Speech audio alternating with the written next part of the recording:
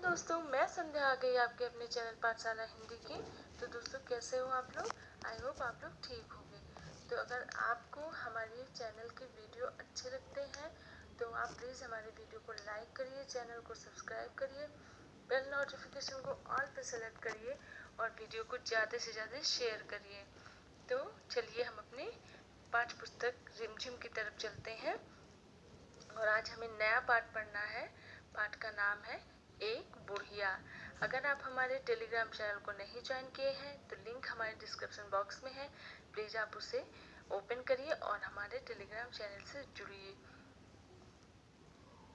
आज पाठ्य पुस्तक की ये जो कहानी है जिसका नाम एक बुढ़िया है, ये बहुत ही छोटी कहानी है, बहुत ही छोटी कहानी, लेकिन आपको इसमें एक चित्र दिखाई देगा जो कि महाराष्ट्र की वर्ली शैली में बना है।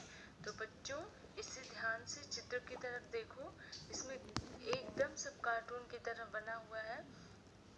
मोर पंख है, लड़के बच्चे बने हैं, घंटियां बनी है, चांद बना है, सूरज बना है। इसमें कई तरीके के चित्र बने हुए हैं। ये महाराष्ट्र की वर्ली शैली से बना हुआ है। ऐसे चित्रकारी को वर्ली शैली बोलते हैं। तो हम अपने पाठ्य पुस्तक की तरफ चलते हैं और आज का पाठ शुरू करते हैं। पहले मैं पाठ को पढ़ूंगी, फिर आपको समझाऊंगी। तो चलिए।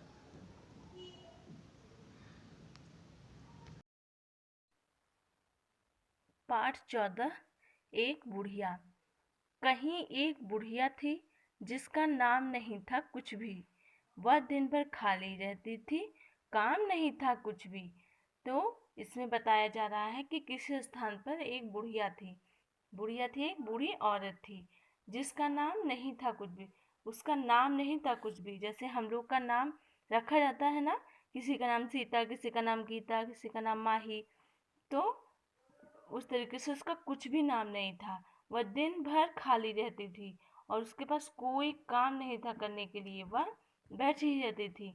काम न होने से उसको आराम नहीं था कुछ भी। अच्छा, अगर हम काम करते हैं तो थोड़ा हम थके रहते हैं तो हमें आराम मिल जाता है, हम थोड़ा आराम कर लेते हैं। लेकिन उसके पास कोई काम नहीं था और काम के ना होने से वो बहुत बोर महसूस करती थी अपने आप को कि मेरे पास कुछ भी काम नहीं है, मुझे कुछ तो करना चाहिए। दोपहरी, दिन रात, सवेरे शाम नहीं थी कुछ भी। उसे दोपहर, दिन में और रात में और सवेरे के समय, शाम के समय कुछ भी, कोई भी काम नहीं था। तो बच्चों, आप देखो, अगर काम ना हो तो भी हमें खाली खाली अच्छा नहीं लगेगा। ऐसे ही उस बुढ़िया के पास भी कोई काम नहीं था, उसका कोई नाम नहीं था। तो इससे संबंधित अपने पाठ्य पुस्तक में एक अभ्यास करते हैं। अब आप देखो, बिना नाम वाली बुढ़िया का कोई नाम रखो। तो हम उस बुढ़िया का क्या नाम रख सकते हैं? चलो, आप उस बुढ़िया का नाम कमेंट बॉक्स में बताना कि हम क्या रख सकते हैं। वह दिन भर खाली रहती थी, उसके लिए कुछ काम सुझाओ।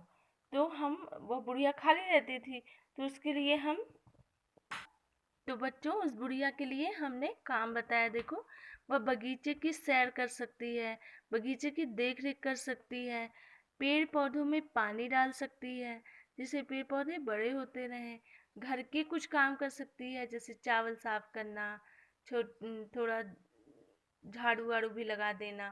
तो तीसरा काम कर सकती है, फल काट सकती है। हैं? तो इस तरीके से वह खाली नहीं रहेगी। उसके लिए हमें काम मिल गया। ठीक है, काम करो, कुछ काम करो। तुम्हारे घर में सबसे ज़्यादा काम कौन करता है? तो हमारे घर में सबसे ज़्यादा काम कौन करता है? माँ और दादी। ठीक है, दादी ज़्यादा काम करती है ना, माँ भी काम करती है। फिर तुम्हारे घर में सबसे ज़्यादा आराम कौन करता है? तो हमारे घर में जो सबसे बुजुर्ग होते हैं वो आराम करते हैं या तो छोटे बच्चे आराम करते हैं। तो मेरी बहन मेरी बहन और मेरे दादाजी। ठीक है, तो सबसे ज़्यादा आराम यही दो करते हैं। अब हमारा ये पाठ यही ख़त्म होता है। अब हम अपने अगले पाठ की तरफ चलते हैं।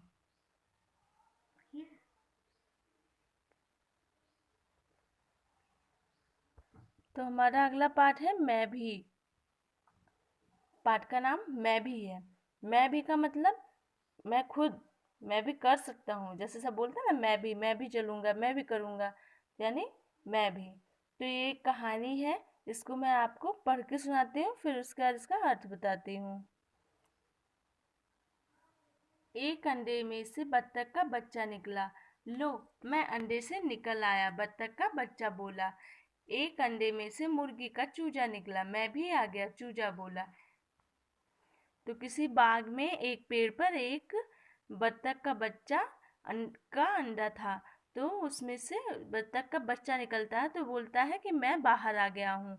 और एक अंडे से मुर्गी का चूजा निकलता है, और वो कहता है, उसे देखकर सुनता है कि वो बोला मैं भी आ गया, तो वो भी बोलता है मैं भी आ गया।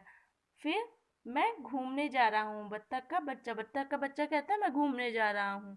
तो चूजा बोलता है मैं भी चलूँगा। तो वो बोलता है,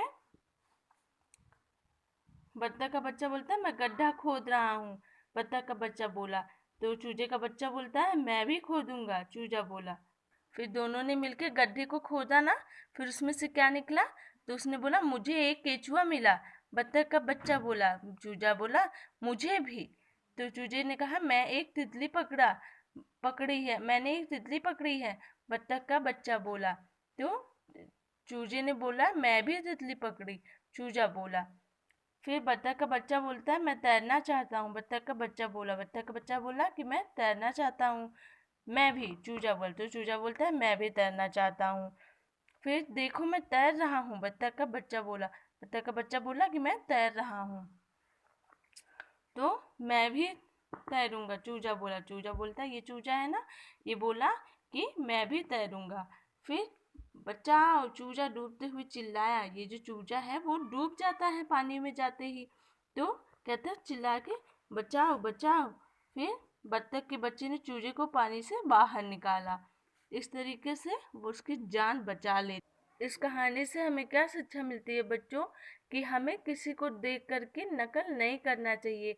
जरूरी नहीं है कि अगर वो अगले को कोई चीज आती है तो आप भी वही चीज दोहरा सकते हो। आपके पास अलग क्षमता है, दूसरे के पास अलग क्षमताएं होती हैं। तो आपको अपने हिसाब से अपनी क्षमता के अनुसार काम करना चाहिए। तो हम अपने पाठ्य पुस्तक के अभ्यासकार पे चलते हैं। देखिए, नाम दो। चूजा बार बार बत्तख के बच्चे की नकल करता था, तो उसे चिढ़ाने वाला एक नाम दो। तो उसे हम क्या कहेंगे? जो बार बार नकल उतारता है उसे क्या कहते हैं? नकलची। शाबाश। तो उसे क्या कहते हैं? नकलची चूजा। अब क्या डूबेगा और क्या तैरेगा? तो इसमें देखो, चौक है ना, ये डूब जाएगा। पत्ता है, ये तैरेगा क्योंकि ये हल्का होता है भार में। ये पत्थर है ना, ये डूब जाएगा। लकड़ी है ना, ये भी हल्की होती है इसलिए ये तैरेगी। अब आओ करके देखते हैं, निशान लगाओ, ठीक है? चीजें हैं, कौन डूबेगा कौन तैरेगा? चौक है, वो क्या होगा? डूब जाएगा क्योंकि पानी में जाते वो भीग जाएगा तो भारी हो जाएगा, भारी हो जाएगा तो डूब जाएगा। फिर पत्थर है, पत्थर डूबेगा कि तैरेगा? शाबाश, ये डूब जाएगा। रुई क्या है? रुई, आप बताओ, रुई डूबेगी या तैरेगी? तो रुई तो ऐसा है ना, रुई तो पहले तैरेगी, लेकिन जब गीली हो जाएगी तो वो नीचे की साइड में बैठ जाएगा। तो पहले हम इसको तैरना कहेंगे। कागज क्या है? वो तो तैरेगा ही, गीले होने के बाद भी नीचे नहीं बैठता। टहनी क्या होती है? टहनी भीगेगी लेकिन भारी नहीं होगी, इसलिए वो भी तैरती रहेगी। पेंसिल, पेंसिल क्या होगी? पेंसिल जो है डूब जाएगी। और छिलनी, वो भी डूब जाएगी क्योंकि वो भार में होती है। तो इस तरीके से हमने अपना अभ्यासकार कर लिया। हमें उम्मीद है कि आप लोगों को ये अच्छे से समझ में आ गया होगा। आप एक बार ये कहानी घर पे फिर से पढ़ना, जिससे आपको अच्छे से समझ में आ जाए। क्योंकि इसमें नकलची चूजा जो है वो इस बत्तख के चूजे का नकल करता है। आप इसको बराबर पढ़ोगे तो समझ में आ जाएगा, ठीक है?